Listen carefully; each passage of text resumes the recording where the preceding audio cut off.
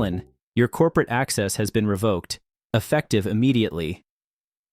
The words glare back at me from my phone, bright and merciless against the gray morning light spilling into my apartment.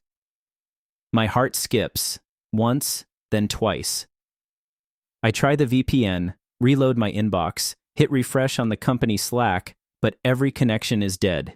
Password rejected. Credentials invalid. 5 years building ClearNest's bones, and I'm locked out before I even finish my first coffee. For a moment, I just sit at the kitchen counter, breathing in shallow bursts, palms flat on the cold marble. The only sounds are the hum of the fridge and a crow outside, picking at a slice of yesterday's bread. I run through possibilities: glitch, outage, mistake. But I know deep down that no mistake starts with an HR auto reply at 6:43 a.m., 2 days before the IPO. My name is Alan West. I'm 38, senior infrastructure engineer at ClearNest. At least I was until 12 minutes ago. 5 years in this company, from server closets and busted Jenkins builds to cloud-native scale-outs and late-night production crises. I built the API layer the whole platform runs on. I wrote half the security stack myself. My equity grant? 0.3%.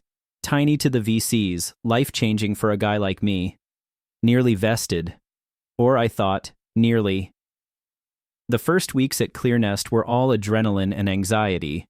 Rented co-working spaces, servers humming in the founder's basement, me and 2 other engineers pulling 48-hour sprints for a launch nobody believed would work. By year 2, we'd gone from ramen to catered lunches, from post-it walls to Jira boards, from someday to term sheets and all-hands meetings with actual paid staff. Every line of code felt like a bet I'd never dared make before. Every bug fixed meant another step closer to that mythical payout, the day my options turned into freedom. I remember the night I signed my grant agreement. It was a PDF, 2 paragraphs of legalese, and the last line, 0.3% on a 4-year vest. The founders toasted me with warm beer. Alan, you're family now, they said. I believed them. We all did. The sense of family faded the bigger we grew, but the promise, the hope, stuck with me. I was never the loudest in the room, but I was always there at 3 a.m. when the production queue jammed, or when a client flagged a 0 day in the payments API. I never missed a security review. I built the pieces nobody wanted to touch, which is why, on a random Tuesday, the word termination feels like a punch.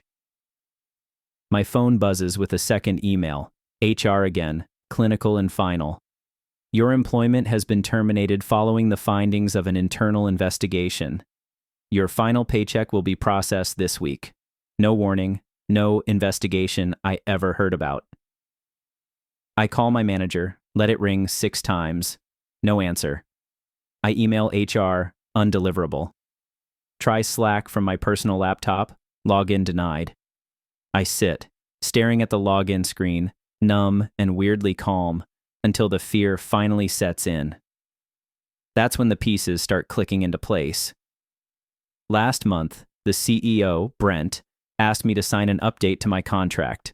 It was late, we were all fried, and he waved it off as a routine compliance thing.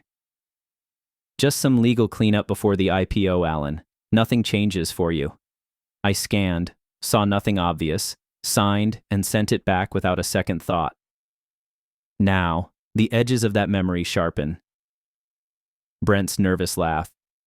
The way he didn't answer my follow-up email about equity cliffs. The weird hush in the office after. It wasn't routine, it was groundwork. I forward the HR note to my personal attorney, Brian, a guy I met 3 years ago fixing a firewall issue for his startup. He's blunt, methodical, and allergic to corporate bullshit. I keep it simple. Terminated for internal investigation. No prior notice. Equity at risk. Can you review my contract ASAP? He replies in 5 minutes, even though it's barely sunrise. Forward all option docs, any emails from CEO HR, and the contract update. Download copies of your stock statements if you can. Don't respond to HR. Don't sign anything. I take a breath and get to work. Pull up every PDF, every DocuSign receipt, every email I can scrape from my personal backups. The company account is dead, but I have old copies, enough to build a timeline. Brian calls as I'm sorting files. You're out 48 hours before the IPO. They want your equity off the books. He doesn't sound surprised. Check the vesting schedule on that update you signed. Look for new language about separation. I scroll through, searching for anything new. There it is, buried in the boilerplate, a single line moved up a section. Options vest only if employee is in good standing at the time of a qualifying liquidity event. No mention in the original. The change is subtle, surgical. And I signed it. For a second, I want to throw my laptop through the window. Instead, I list out everything I remember. Late nights, code reviews, bug bounty audits, every time Brent called me the backbone. I forward it all to Brian. He replies, "It's not hopeless. Send me the option grant, the update, and the separation email. We'll go through every word." I call a former colleague, Casey, one of the first SREs hired, now at a crypto startup. I ask if he's heard anything. He hesitates. Brent's been talking about cost containment all month. Too many old grants, he said last week. HR has been redlining anybody with near-vested options. They want the IPO clean. I ask if there's any chatter in private channels. That's when Casey sends me a screenshot, internal Slack, time-stamped yesterday. Brent. He'll cost too much if he's still on payroll Tuesday. Move fast. The message is direct, cold. A joke in the thread. Hope Allen doesn't lawyer up. I forward the image to Brian. This is gold, he says. It's clear intent to avoid payout. Here's the plan. 1. Document everything. 2. File a formal complaint with the SEC. 3. Contact investors, carefully. If you have relationships, use them. I ask him if it's worth it, if I have any shot at getting my shares. He's quiet for a moment. Maybe, but the real story is the pattern. If this happened to you, you're not the only one. SEC won't ignore that, especially on the eve of an IPO. I set up a spreadsheet. Every stock grant, every performance review, every time Brent called me essential. I list my deliverables from the last 5 years. I put everything in a Dropbox folder, share with Brian, then take a long walk around the block, phone off, breathing hard. When I get back, I check LinkedIn. My company title is already gone. No farewell, no thank you for your service. Just deleted. I post nothing. I message a couple of ex-colleagues just in case. No one replies. Brian drafts the SEC complaint. I read it line by line, feeling both exposed and vindicated. Every fact is a gut punch, but there's no anger in the text, just process. ClearNest is knowingly manipulating the cap table by terminating near-vested employees ahead of a public offering. See attached correspondence and evidence of premeditation. I attach the Slack screenshot, the contract update, emails with HR. Brian files the complaint electronically and BCCs me on the confirmation. Now we wait, he says. You'll get a response from a case officer in a week or 2. In the meantime, be ready for a settlement offer. That afternoon, I call Monica, a partner at a VC firm that backed ClearNest and someone I briefed many times on platform security. She answers on the 3rd ring. I keep it simple. Heads up, there may be headlines. My exit wasn't voluntary. There are equity issues. Monica is sharp. She doesn't ask for details. Let me know if I can help.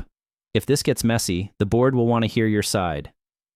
The next morning, I get a call from HR, voicemail only. We're sorry for any confusion. We'd like to offer you a severance package. Please review the NDA attached. I don't open it. Brian tells me to ignore it, forward everything. They want silence, he says. Don't give it to them for free. 3 days later, a fintech trade site posts a short piece. Controversial layoff at ClearNest, 2 days before IPO. Equity dispute raises questions. My phone buzzes with a few messages from old teammates. Dude, what happened? Heard you got hosed. Is Brent insane? I reply to one or two, keep the rest unread. SEC emails a confirmation of review. Monica calls again. The board's requesting internal documents. Brent's not answering questions. There's pressure. A week passes. ClearNest IPOs, but not with the fanfare we'd prepped for all year. The stock opens lower than forecast. Twitter is full of whispers. Toxic culture at ClearNest. Founder dumps loyal engineers. Brent posts a LinkedIn update. Proud to lead ClearNest to a new era. Comments are off. Within a month, Brent is gone. Personal reasons. The board appoints an interim CEO. There's an internal audit. My name appears in an HR summary attached to a board memo that leaks to the press. SEC investigation continues, but the news cycle moves on. I don't get my shares. The options are gone. The settlement offer sits, unsigned, in my inbox. Brian says I could keep fighting, but I'm tired. Instead, I take a role at a smaller fintech. Better contract, no cliffs, everything transparent. I'm not as naive about culture now. When the founders say, we're like a family, I just nod and make sure every clause is in writing. I watch ClearNest's stock wobble on the ticker, but I don't root for or against them. The people I respected are gone. The code is probably still mine in the back end, running, unnoticed, doing its job. Some nights I reread the Slack thread, the contract update, the emails that ended it all, not with regret, with clarity. I know how it works now, what loyalty means when the money's on the line. I didn't get rich, but I kept my name clean. I built something that mattered, and when it ended, I left the mess in their hands, not mine. I'm still building, still writing code, still showing up. But I'll never trust we're all in this together again. That's not bitterness. That's the rule I earned. At my new job, nobody says family in onboarding. The contract is 5 pages, every clause explained. My manager answers questions directly. No hedging, no late-night requests to, just sign this real quick. There's no talk of an IPO, no pie-in-the-sky promises about equity, just salary, bonus, and an open-source project we maintain together on Fridays. The team is smaller, older. A few have their own scars, laid off after acquisitions, burned by buyouts, options that vanished in the fine print. At lunch, we trade stories. Who had the worst exit? Who lost the most to legal footnotes? There's camaraderie, but it's honest. Nobody's pretending this is anything but a job. That's a relief. I still get emails from reporters. Every few weeks, someone asks for comment about ClearNest, the SEC, the IPO mess. I reply once, then let Brian handle the rest. He tells me the investigation is slow, but ongoing. The board at ClearNest cycles through another interim CEO. The old Slack channels fill with goodbye memes, private links to Glassdoor reviews, and the same joke about Brent's legendary cost cutting. I move on. My focus sharpens. Automation scripts for a bank's compliance platform, new routines for disaster recovery, workshops with devs who still believe in clean code and early morning deployments. The work is good. The people are careful, but kind. Once a month, I check my stock portfolio. ClearNest bumps along, lower than its IPO price, barely mentioned in earnings calls. The internal audit leaks out, but by then, nobody cares. I watch, detached. There's no satisfaction in their stumble. Only the dull reassurance that I did what I could, told the truth, and didn't sign away my voice. In quieter moments, I catch myself missing the early days, the adrenaline, the shared pizza boxes, the mad belief that we were changing something fundamental about the world. I remember debugging code at 2 a.m., Brent slapping me on the back saying, "This is why you're the backbone." I believed it then. I wouldn't believe it now. Sometimes I get calls from engineers about to sign their first equity grant. I tell them, read every word. Ask the questions nobody wants to answer. Document everything. When they joke about, "we're like family," I laugh and say, "Yeah, just make sure you know who gets the house when the parents split." That's the real lesson. Companies aren't families. Contracts matter more than promises. And when the money's big enough, even the best intentions go through legal review. I'm not bitter, not really, but I'm done mistaking loyalty for leverage. I'm done assuming anyone will fight for me but me. My work is still mine. My reputation is still clean. That's enough. And when people ask what happened at ClearNest, I tell them, I built their house. I just didn't get to keep a key. And that's the truth I carry forward, documented, time-stamped, and finally, owned. Over the following weeks, ClearNest's office was no longer the high-tempo war room of IPO fever. It felt more like a bunker under siege. Slack channels once buzzing with launch checklists now crackled with anxious DM threads. Rumors spiraled. On LinkedIn, former coworkers reached out privately. Some were sympathetic, others quietly probing. Is it true? Was there really a probe, or did they just want you out? HR issued a bland memo about internal restructuring and confidential compliance actions. But by then, too many people had seen the abrupt badge deactivations, the overnight redaction of Alan's wiki pages, the fact that half the engineering team looked like they'd aged 5 years in a weekend. In the legal subcommittee, things turned ugly fast. Alan's attorney forwarded a copy of the so-called clarification he'd been rushed to sign a month prior. The language was full of boilerplate, but, sandwiched between non-competes and release of claims, there was a new clause. Equity subject to continued employment as of closing date. The date was blank, but the intent was clear. Alan's signature looked awkward, hurried. He remembered the CEO's urgency, the pressure to just get it done for the auditors. With SEC investigators now quietly requesting files, ClearNest's general counsel called an emergency meeting for all C-levels.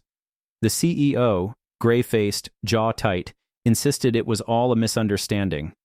HR fumbled a narrative about regulatory requirements. But Alan's evidence was solid.